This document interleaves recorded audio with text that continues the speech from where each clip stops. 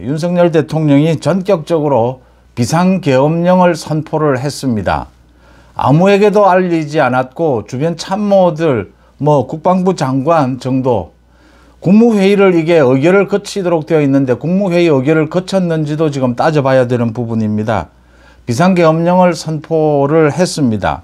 그리고 3시간 뒤에 국회에서 1시쯤입니다. 비상계엄령 해제를 의결을 했습니다. 여야 의원 190명이 참석을 했고 190명이 찬성을 해서 해제가 의결이 됐습니다. 우리 헌법에 또 계엄령법에 이렇게 국회에서 해제를 요구하면, 의결을 하면 대통령은 무조건 여기에 따라야 합니다.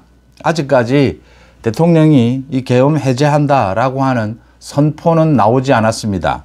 지금 대통령실에 대통령과 참모들이 있는데 참모들 모두 전화를 받지 않고 있습니다. 계엄령을 해제한다라는 선포를 해야 합니다. 선포를 하지 않을 도리가 없습니다. 계엄령을 국회에서 이 해제 요구를 하게 되면 그때부터는 이 계엄령에 관계되는 모든 것들은 사실은 불법이 됩니다. 그래서 계엄령, 비상계엄령이 3시간 만에 이게 무슨 소동처럼, 그런데 이 비상계엄령이 가져다 주는 이 충격은 어마어마한 것입니다.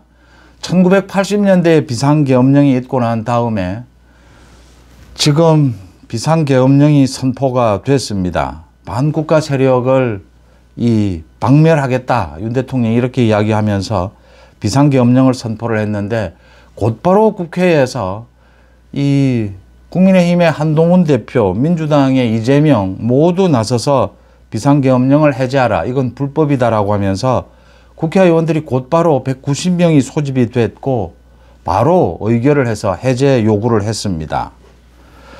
어떻게 이런 일이 생길 수가 있느냐.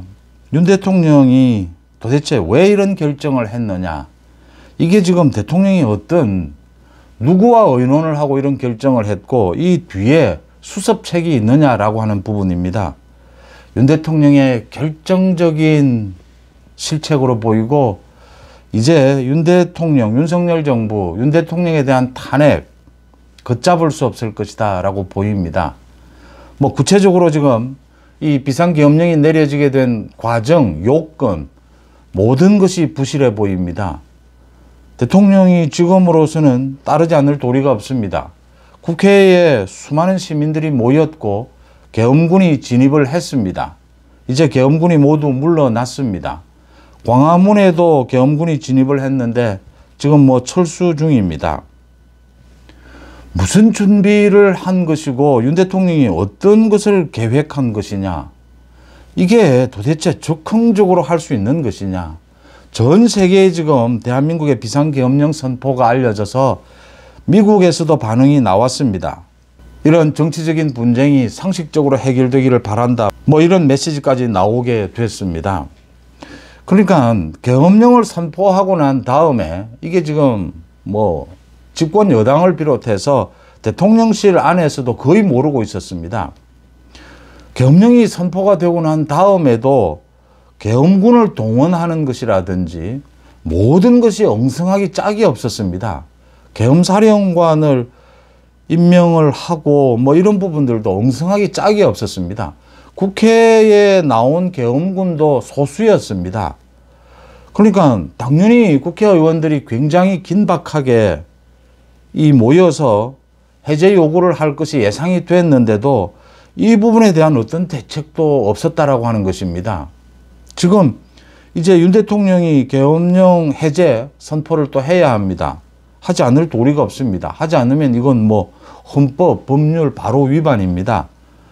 이건 대통령에 대해서도 바로 법적인 제재가 가해질 수가 있습니다. 이건 군대를 동원한 부분이었기 때문에 윤 대통령이 어떤 수습책을 갖고 있는지 현재로서는 별다른 수습책이 없어 보입니다.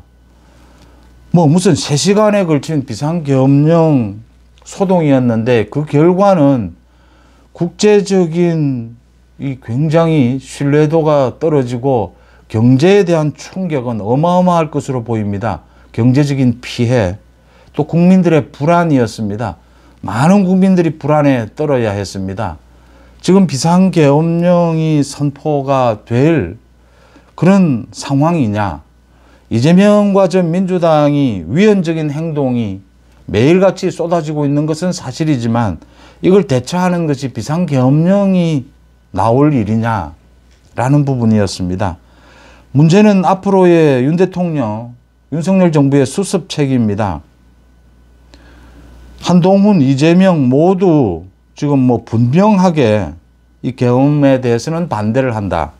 그리고 표결로서 의결을 해서 계엄 해제 요구를 했고, 이 계엄의 절차 요건이 문제가 있다. 또 이 많은 군경이 지금 계엄령이 해제가 된 만큼 지시를 따르지 마라. 지금부터 지시를 따르게 되면 불법이 된다. 지시하는 사람, 지시 따르는 사람, 이 군경 모두가 불법이 된다. 지시에 따르지 않는 사람을 보호하겠다라고까지 이야기를 했습니다. 윤 대통령이 정말 현재로서는 대책 없이 비상계엄령을 선포한 것이다.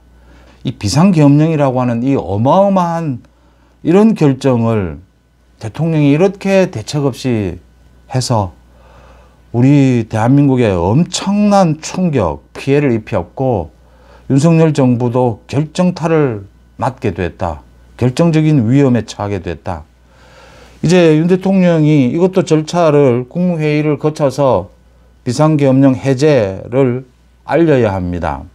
알리기 전이라도 국회에서 이렇게 해제 요구를 하면, 해제 결의를 하면 비상계엄령은 철회된 것으로 이렇게 지금 해석하는 것이 일반적입니다.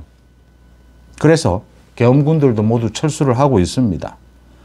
당장 이재명, 조국, 문재인 저 세력이 이번 이 비상계엄령 선포로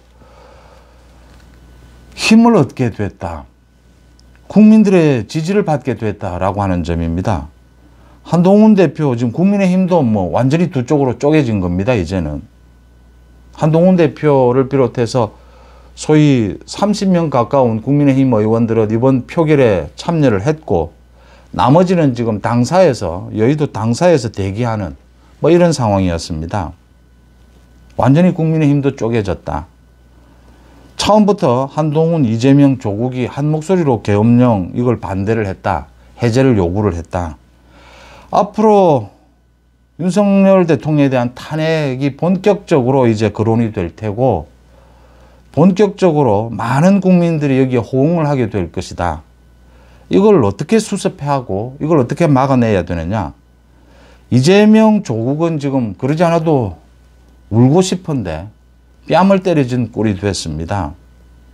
지금 이재명, 조국은 이제 본격적으로 윤석열 퇴진, 윤석열 정부 탄핵 이야기를 하게 될 테고 아마 장외 집회도 본격적으로 열게 될 것이고 거기에 많은 국민들의 호응이 있을 것이다 라고 예상이 됩니다.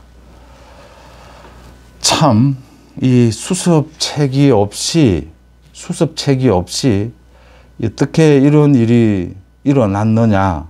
이제 윤 대통령의 책임 부분이 거론이 될 텐데 여기 어떤 수습책을 지금이라도 세워야 하느냐라는 부분입니다. 지금 계엄을 선포를 했는데 군의 동원이라든지 계엄 선포 이후에 대처 전혀 엉성하기 짝이 없었습니다. 어떻게 이런 준비, 이런 계획으로 비상계엄령을 선포할 수 있었는지 이런 걸 보면 앞으로 수습책도 준비되어 있지 않다라고 하는 것입니다.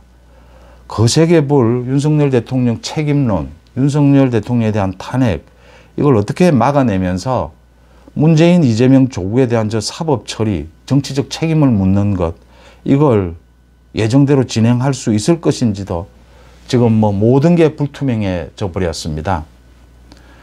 참 보수 우파 문재인 정권을 끝내고 윤석열 정부를 그렇게 어렵게 탄생을 시켰는데 어떻게 비상계엄이라고 하는 이런 무슨 어마어마한 피해가 발생하는 이 충격이 발생하는 이런 일이 생겨서 이게 지금 3시간 만에 모두 상황이 종료가 되는 사실상 종료가 되는 이런 일이 빚어졌습니다. 앞으로가 더 문제입니다. 앞으로 전국에 대해서는 한 치 앞도 내다볼 수 없는 그런 상황이 됐습니다.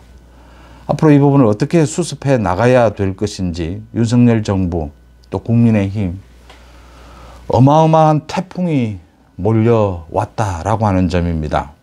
이 부분 어떻게 수습해 가면서 앞으로 전국을 풀어갈 것인지 또 이재명 조국에 대한 사법적 책임을 물을 것인지 여러분들과 함께 의논하면서 함께 이 해답을 찾아가는 작업을 계속하겠습니다.